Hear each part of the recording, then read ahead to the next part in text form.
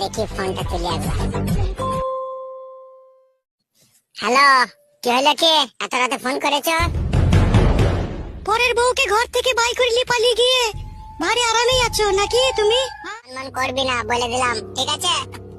তাই নাকি? তাহলে আমার কাছে একটা কথা শোনো, তুমি যখন অন্য মেয়ে নিয়ে যখন এরকম নোংরামি করছো, এতকে আমিও একটা ঘরে ছেলে নিয়েছি, অন্য ছেলে, ওর সাথে আমি এতকে এরকম করবো এখনই।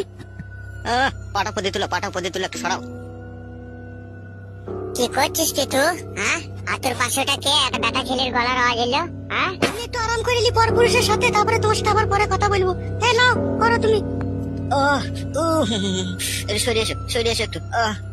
বাড়ি সর্বনাশ, খানকি ঢেমন গুদমারানি, তুই যা করছিস আমার কিন্তু বিশাল রাগ হয়েছে। তোকে যদি কাছে পেতাম না, এখানে তোকে খুঁটি কেটে ফেলতাম কাটে।